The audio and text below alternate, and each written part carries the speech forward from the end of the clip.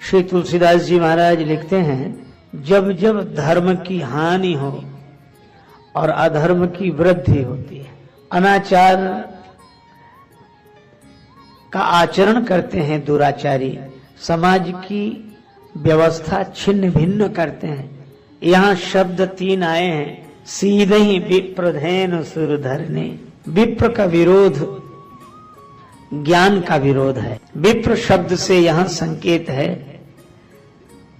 ज्ञान। आपके जीवन में अस्थिरता उत्पन्न करने के लिए सबसे बड़ा उपाय यही है कि आपको बुद्धिमत्ता से दूर कर दिया जाए, समझ से दूर कर दिया जाए।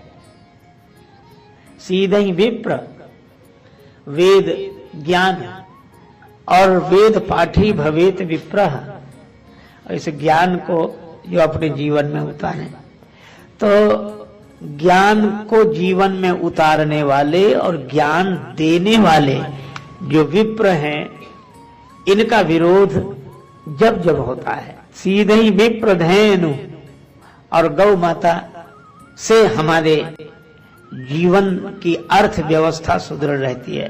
कृषि प्रधान हमारा जीवन है।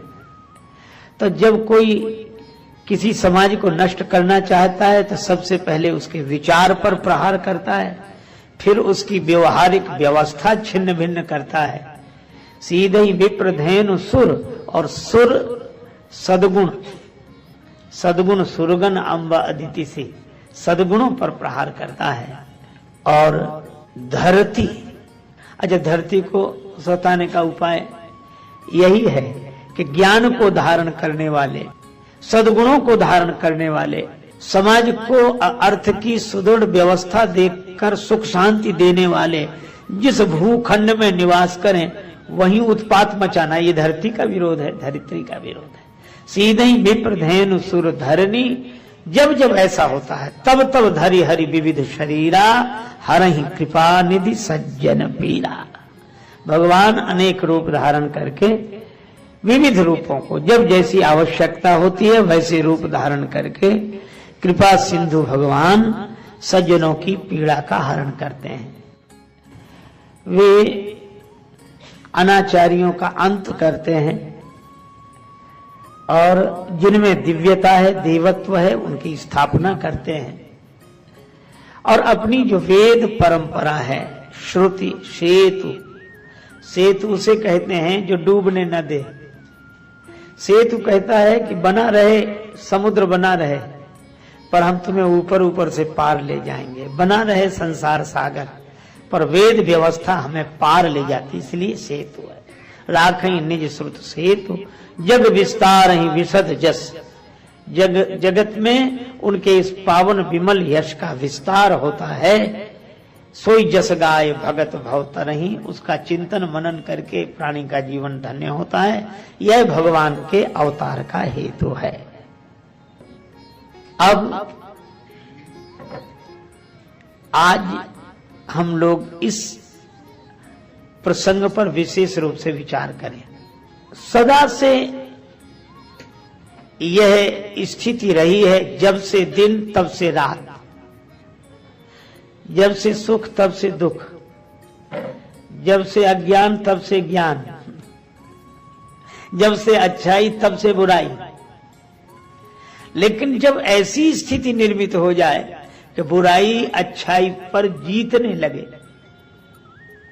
अच्छा, धर्म की बड़ी सुंदर परिभाषा दी है।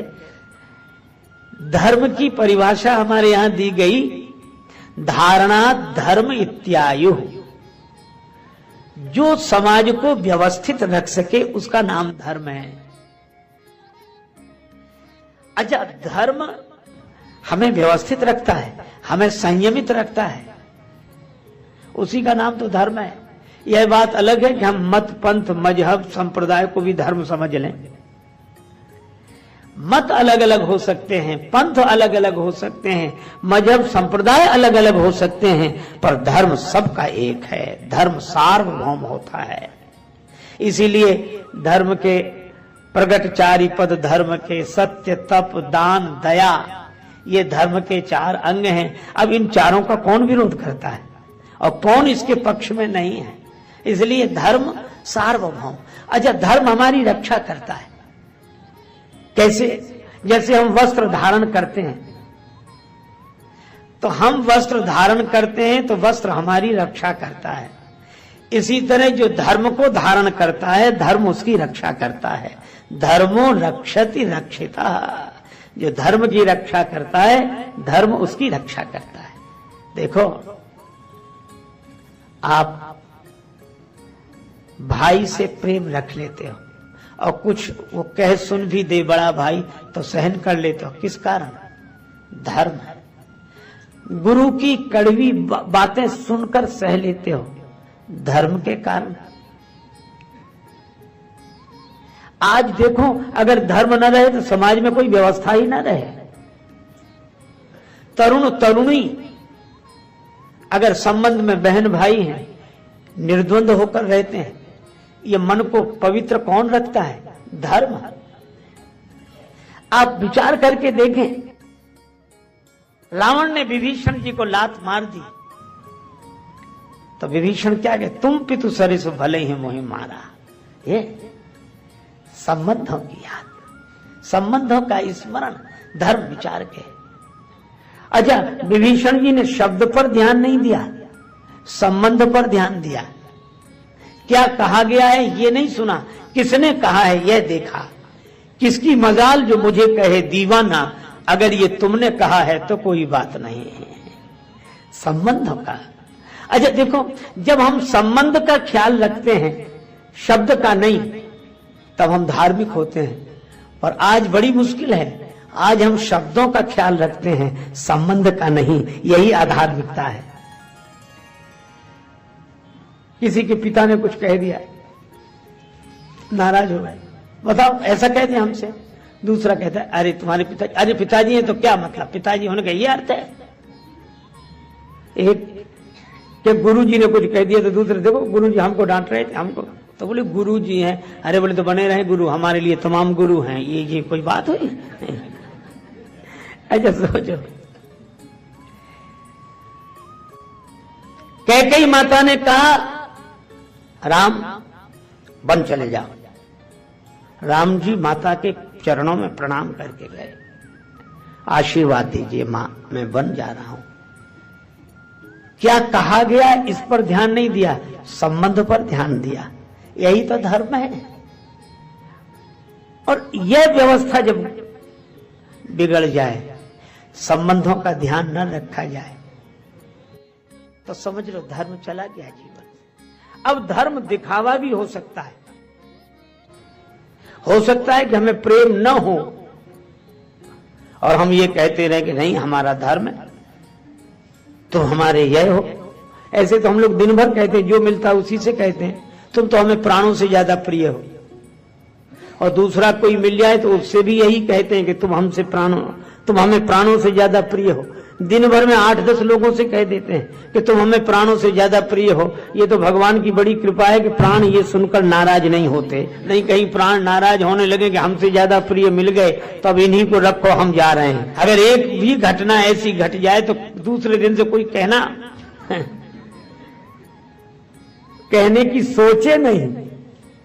आप सोचिए। और यही हुआ, धर्म का दिखावा हो रहा था। कब एक भाई अपनी बहन को विवाह के बाद विदा कर रहा है। भाई का नाम है कंस और बहन का नाम है देवकी। लोगों ने कहा वाह वाह, भाई हो तो ऐसा हो। बस कई बार लोग वाह सुनने के लिए भी धर्मात्मा हो जाते हैं। वाह लोग कहें, अरे और तो और चचेरी बहन है देवकी, रथ में बिठाया तो चलो और सब जो देता सो देता, भेजता। लेकिन आज यह भाई रथ में स्वयं सारथी बनकर बैठ गया। सारथी की जरूरत नहीं, मैं तुम्हारा रथ लेकर चलूंगा। लेकर लोगों ने कहा कि भाई हो तो ऐसा, वाह वाह, देखो सारथी बन गया, बहन से कितना प्रेम, इनसे धर्म की प्रेरणा लेनी चाहिए, कितना संबंधों में धार्मिकता का भाव है। लेकिन आपको पता है, देवकी जी के रथ का सारथी बन गया श्री वसुदेव जी, और माता देवकी के रथ का सारथी बन गया कंस, और अर्जुन के रथ के सारथी बन गए भगवान श्री कृष्ण। पर एक बात है, कंस अभिमान का रूप है और श्री कृष्ण भगवान के रूप हैं। अगर अपने जीवन रथ का सारथी भगवान को बनाएंगे तो हमें सफलता मिलेगी और भगवान सदा साथ देंगे, और अपने जीवन के रथ का सारथी किसी अभिमान को बनाएंगे तो यह अभिमान कब धोखा दे जाए इसका कोई ठिकाना नहीं है।